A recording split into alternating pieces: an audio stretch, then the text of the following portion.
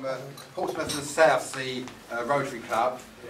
He's going to give a talk on tall ships and how they're funded and everything to do with that you need to know about tall ships. So they're tall. They're tall and they're tall stories. Yeah. And now it's about 200 foot long. So John, over to you when you're ready.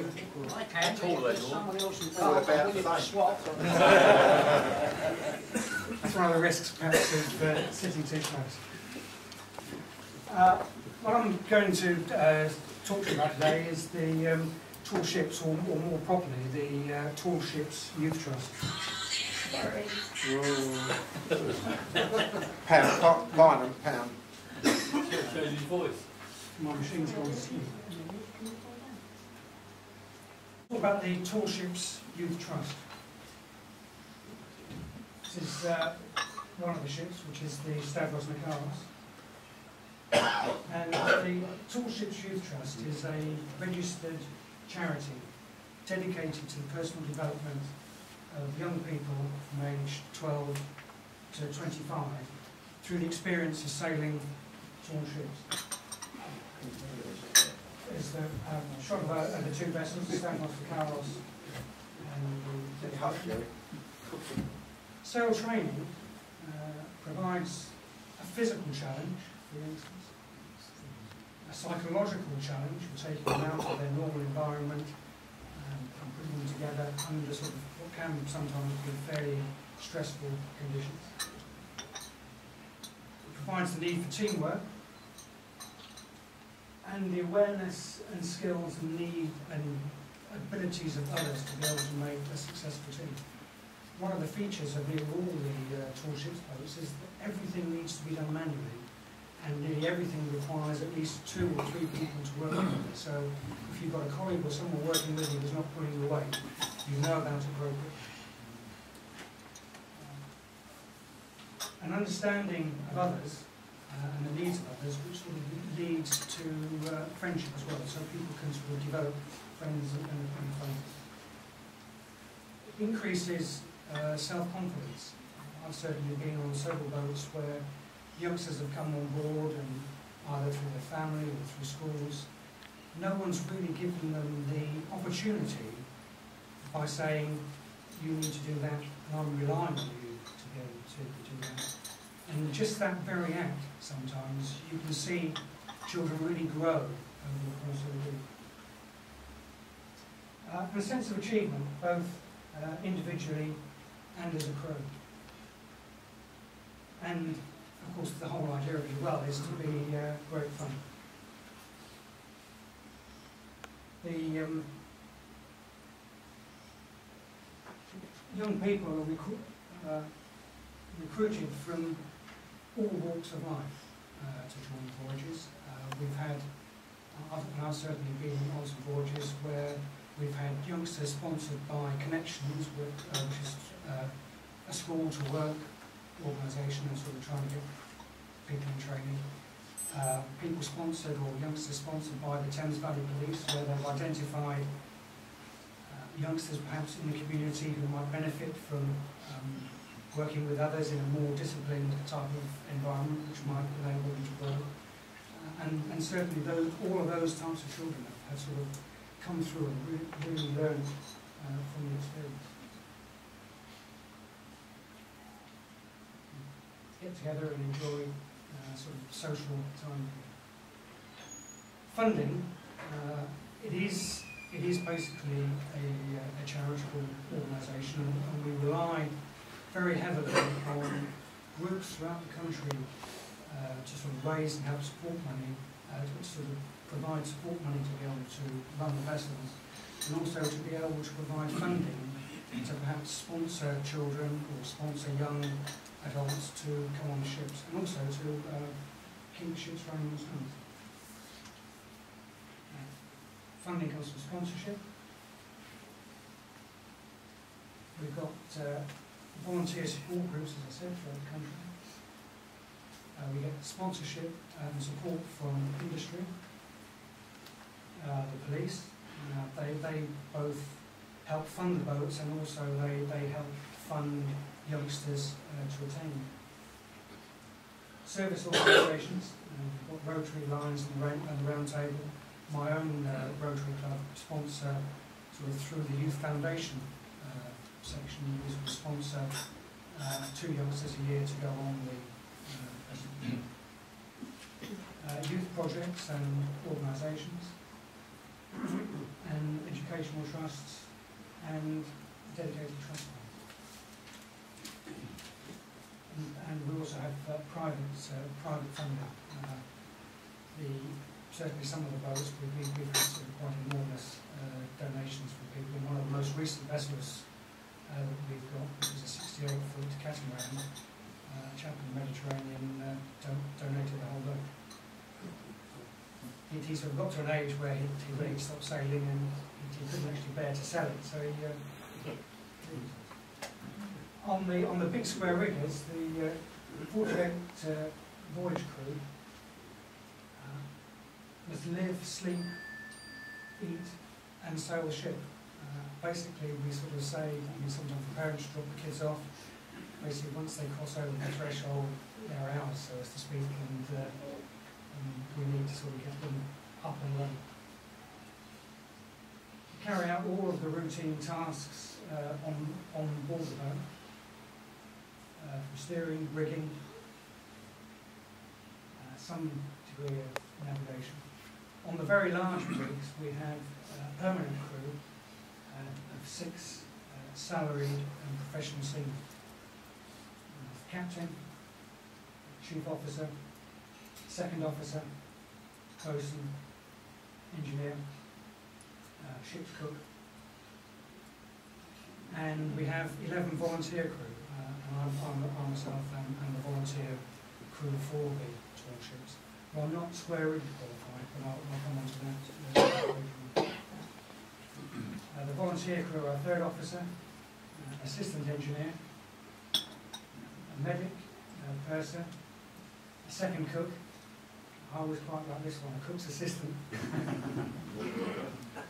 The second 2 deckhands, 3 watch leaders, a youth mentor, and the youth mentor actually is sort of quite an important role in the youngsters, because the sort of the discipline involved with sort of running the ship, sometimes one has to speak sort of fairly sharply and fairly firmly to people to make sure when something needs to be done, it needs to be done now. And the youth mentor sort of helps smooth or sort of keep the kids sort of on board. And saying, we're not really shouting at you because you've done something wrong, we're just trying to encourage you to do the right thing. And a liaison officer.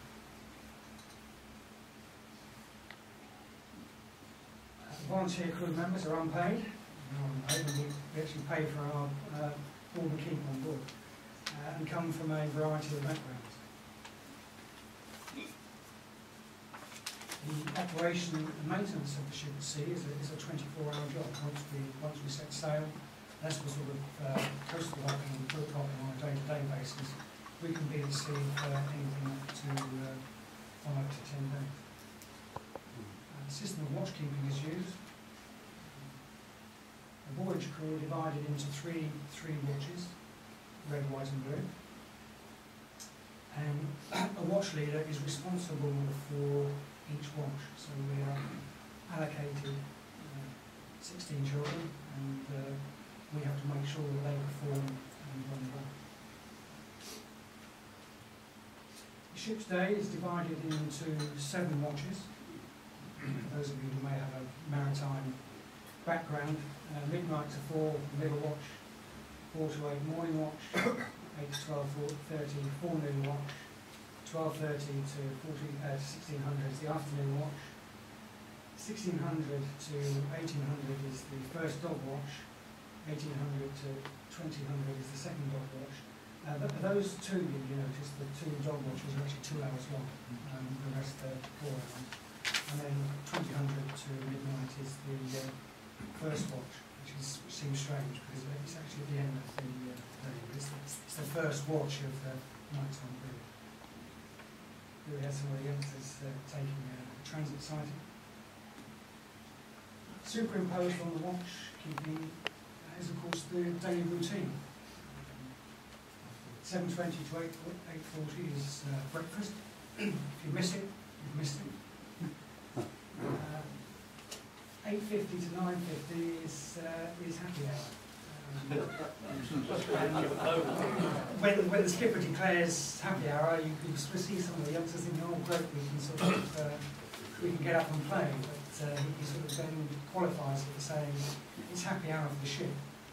It's the time when everybody actually goes through and makes sure that the ship is clean through from end to end. You'd like that, Ken, wouldn't you? 9:50 to 10, first officer briefing, and we have training lectures, so we try and, the children that come through, and the youngsters that come through, we try and get them through some of the RYA certification, which is sort of like, which starts off as an introduction to yachting, competent crew, and some, practical training, lunch in 2 sittings, quiet time for maintenance, 1600 to 1700 again, practical training, and then 1720 to 1840, supper in the 2 sittings. Here are the youngsters involved in doing some practical training on rowing. It can be quite an enlightening experience when you get people who've never been at sea at all and put them into a rowing boat with a pair of oars. You see some of the youngsters there just sort of giving them a hose down to encourage them to row. Some of the things you do with children, and also to help build confidence, is that once you get them up to being able to handle the oars and to row, you blindfold the rower and get a member of the crew to actually give them instructions, so that you can sort of develop a bit of confidence in sort of both giving instructions and receiving instructions. For many of the voyages are a unique and highly memorable experience, and for some, it is very much a life-changing experience. There's a group of youngsters in France on the ship. These are just some shots of some youngsters working and dealing with the boat, all pulling together on mooring. Having a quiet time with a cup of tea. This is giving some of the one of the lecture periods, just sort of going through some of the basic navigation, to giving the kids some idea and some confidence as to how we cope at sea. When you're out at sea and you can't see land anywhere, I think one of the kids on hand was quite tearful when we sort of set out from port.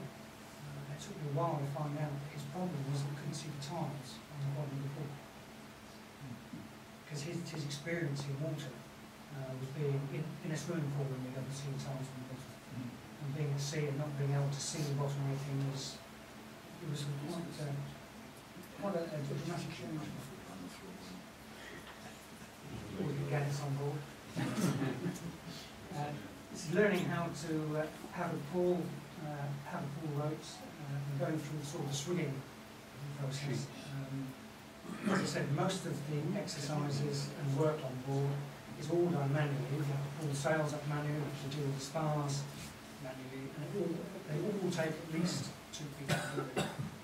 And here the mate is just for showing the youngsters how to swing on a rope. They basically pull it to take the tension and do a sort of a combination of swing and pull, which lifts the sails and this one. This is the Green Mile and part of happy hour. Certainly on the tall ships, all of the walkways are painted green, and they're all swept and polished from end to end. All of the white surfaces are cleaned with disinfectant spray. All the handrails cleaned with disinfectant spray every day. Is that done during happy hour? That's done during happy hour. What happy hour? One of the worst things that you can have on-board boat, if you're sort of 2 to 3 days out, is to have a bout of diarrhoea go round. One, it means that all the people you're expecting to do the work on the boat are suddenly down below being ill. And also it's very debilitating for the crew members themselves. So cleanliness is absolutely sort of uppermost on board the boat. Climate reading going up to the first class. I don't know how they managed to wave up there. I personally find it quite challenging at height. This is the Stavros Lakaros going through Tower Bridge. It's not often that the bridge gets raised. Certainly when we go up to London, they ask me quite happy to do it.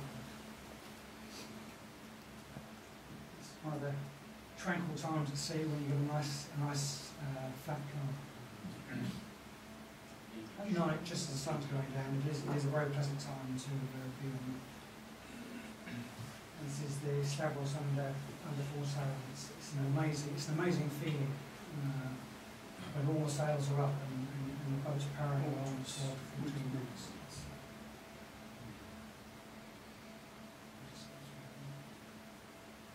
In 2008, the tall ships did a review of their vessels. As I explained, the Stavros Lakaros has got 6 permanent crew, and the boat standing still costs £3,000 a week to run. And they had 2 bricks then, Stavros Lakaros and the Prince William. So it's £6,000 a week if they did nothing. You're trying to fill up 48 on both ships, so you're looking for nearly 96 people every week to help to be paying voyages and to help fund the present. So they put the Prince William for sale, and it's taken a little while, but it has now been sold. And it bought 4 what we call the Challenger vessels. I don't know whether you recall about in 2002. There was these vessels were raced non-stop around the world, and then crewed with stopping legs around the world. And there were 72-foot Challenger boats. The crewing requirements of those are much lower. There is one professional skipper and 3 volunteer crew, and I actually operate as a volunteer crew on the Challenger. And 12 voyage crews. So with 4 boats, we can still get 48 people onto the water, but if we've only got 24, then we only need to send 2 boats out. And of course, it doesn't cost us anything then to keep the 2 boats, or the 2 other boats in port. Most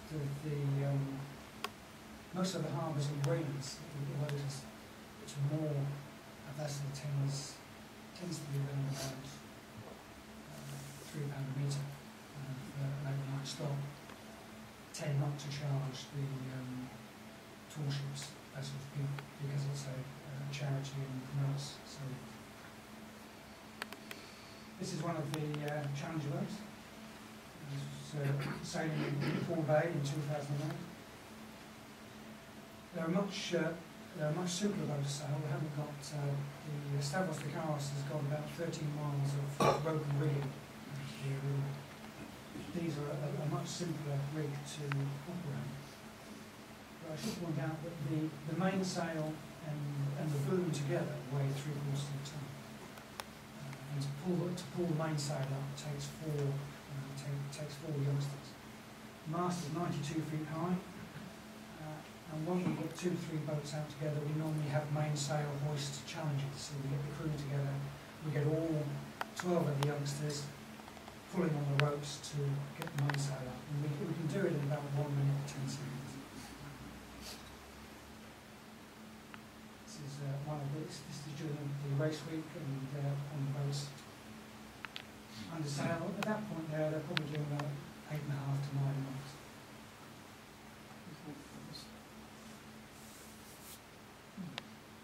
In 2010, this is where we had a sizable donation.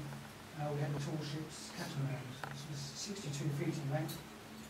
A catamaran, unlike the square rig boats or the challenger boats, has got two hulls. There's a very stable platform, and the aim there is to get very basic beginners out, and also children or people with disabilities or special needs, because the actual sailing area is very, very flat. We can get wheelchairs on, you can reach them on, we can move them around the boat much easier than we can with the challenger.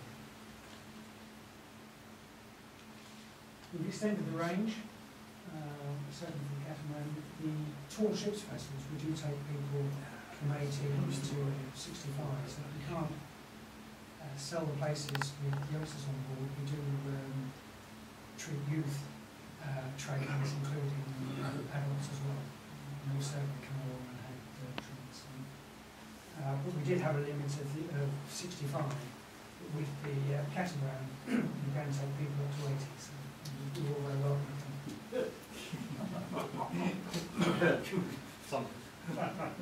That's the catamaran.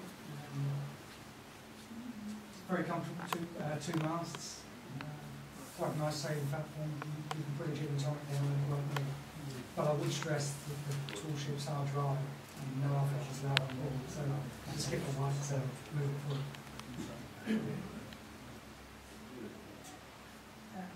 If you need to contact us, it's the Tall Ships Youth Trust, the Hard Portsmouth. Telephone number and fax number. And we've also got a website.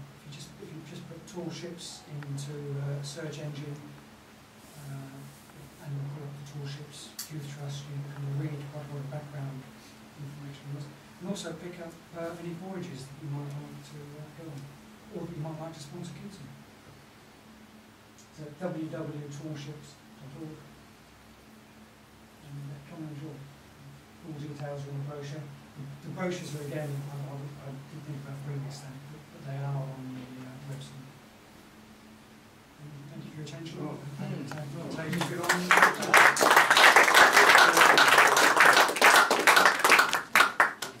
Does anybody have any questions for John? I'd like just the cost of sponsoring. Speak up. Well, a basic voyage works out to about 400. It's 499. I don't know why they don't say 500. It's £500 a week. But what we try and say is that no matter what someone's background is, if they, because we do have sponsorship money, we do have bodies collecting, we will actually subsidise quite heavily youngsters who need some form of subsidy. So, I mean, that can come down to just £100. I mean, and in some cases, I mean, like our own Rotary, we sponsor the whole of the cost for the youngsters. Sometimes with schools, they certainly 2 or 3 of schools we have interestingly sort of 2 different approaches. One school sent their worst pupils to some encouragement. And one of the other schools actually, over the course of the year, put it up as a prize and a treat to encourage those to sort of perform during the year. And those that did well during the year would then send to the winners. So there's 2 different shades of children.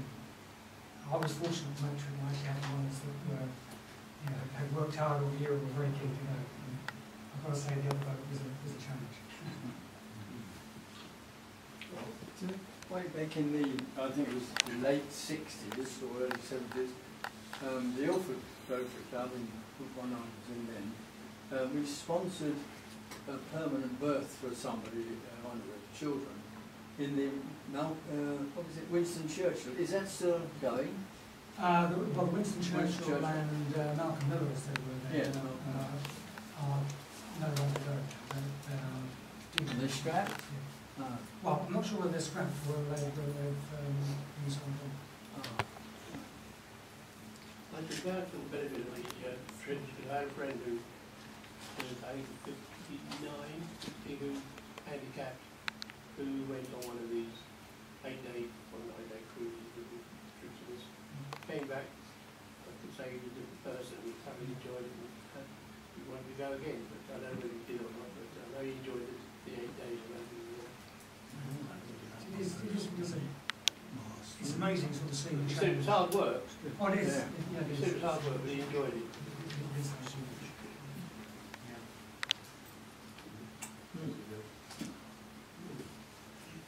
Do you have any groups from your CPA or your cruises? No, they tend to go through the RNSA tool ships route. So I think the services seem to have their own sort of ships which they feed into. But we've certainly got young professional naval seamen who sort of act as volunteer volunteer crew. They're quite handy for the rules of the road and such and lines. What do these folks who are not particularly tall, where do they get to? What sort of distances are we talking about? Well, I'm about to take one of the challenge boats, well, two of the challenge boats going down, and the tall ships were going, leaving at Portsmouth on the 30th of October, sailing down to Gran Canaria, which is a bit of a high shift, and then we're then sailing from Gran Canaria to St Lucia on the 17th of November. We're expected to be in St Lucia by about the 5th of December, and changing cruise over the 12th, cruising around the Caribbean, and flying back in the end of February to bring one of them back through to the Bahamas, Bermuda, and Azores, and around back to Portsmouth for the summer season back here in that's it's going to be really something. We're too old. We're too old. Do you get makeups for Rotary while you're on? Well, I was secretary of our Rotary when I signed up for the tour ships. I said, I'm going to be away. I will fly the flag if I do drop into any Rotary. I'll come and join you.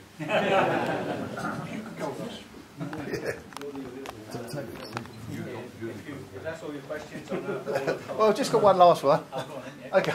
Well, I'd like to endorse most certainly all what you've said, because I did actually go on a 10-day around the Caribbean on the Stavros Narcissus, and that must have been probably 8 years ago. And what impressed me more than anything else was how military-like it was. Because for the actual these trips, as was explained, are really set up for children, and the course I went on was just one of them a couple of years, I think, just for adults. And when I arrived on board, it treated me exactly like a child in the military. I was on the watch, as you said, red, white, and blue. I was on a watch, but every minute of the day I was on the boat, on the ship, was counted for.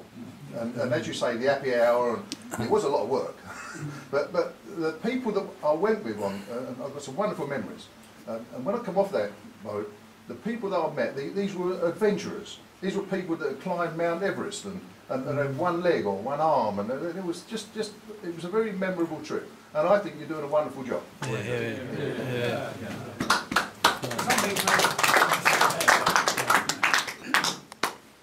I'll now call upon King to give you the further thanks.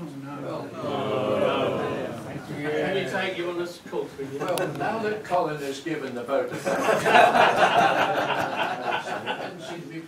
I want to reassure you, John, if I may, that you've come all the way from Portsmouth today, and in case you're a bit concerned about this, my wife is on to Portsmouth in your stead. She's actually she arrived there just about the time that you arrived here, so we've even done with that. John, thank you very much for coming all that way. It has been most interesting. My note said that you've given us an insight into a world none of us knew, and then he's been there. John, most interesting. Thank you very much indeed.